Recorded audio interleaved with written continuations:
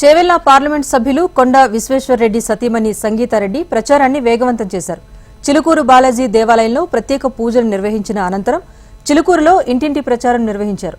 BJP గెలుపు కోసం పనిచేయాలని కోరారు.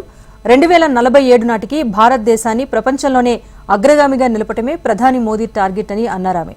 చేవెళ్ల బీజేపీ అభ్యర్థి కొండ విశ్వేశ్వరరెడ్డి గెలుపు కోసం ప్రతి ఒక్క కార్యకర్త కృషి చేయాలన్నారు. దేశ అభివృద్ధి కోసం అహర్నిశలు పాటుపడుతున్న ఏకైక నాయకుడు మోదీ మాత్రమే అన్నారు. దేశాన్ని ఆర్థిక పథంలో నడుపుతున్న మోదీని మరోసారి ప్రధానిని చేయాల్సిన బాధ్యత ప్రజలందరిపైన ఉందన్నారు. తొలిసారి ఓటు హక్కును వినియోగించుకుంటున్న యువతీ యువకులు తమ ఓటును దేశానికి గర్వకారణంగా నిలుస్తున్న మోదీకి వేయాలంటూ కోరారు.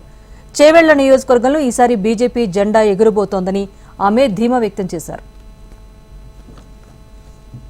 ఈరోజు చిలుకూరు గ్రామంలో ముందు చిలుకూరు టెంపుల్లో మంచిగా దర్శనం చేసుకొని కొండ విశ్వేశ్వరరెడ్డి గెలవాలని, చేవెళ్ల ప్రజలు అందరూ మంచిగా ఉండాలని దేవునికి మొక్కుకొని మళ్ళా మేము చిలుకూరు గ్రామంలో అందరి దగ్గర వాళ్ళ ఆశీర్వాదం తీసుకొని వాళ్ళకు బీజేపీ గురించి చెప్పుకుంటూ మళ్ళా వాళ్ళే మాతోని చెప్తున్నారు మోడీ గారు చాలా మంచి వ్యక్తి.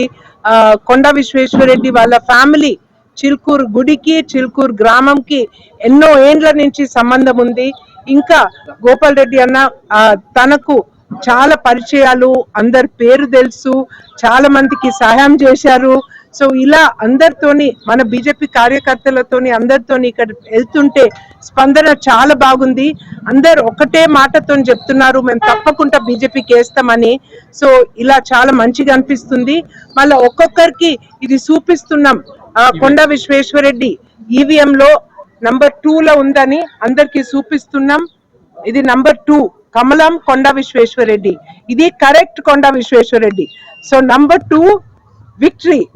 సో నంబర్ 2లో ఒత్తి రెండోసారి కొండ విశ్వేశ్వరరెడ్డి అన్నని 2 లక్షల మెజారిటీతోని ఢిల్లీకి పంపించాలని అందరు నిర్ణయం తీసుకున్నారు. సో భారత్ మాతాకి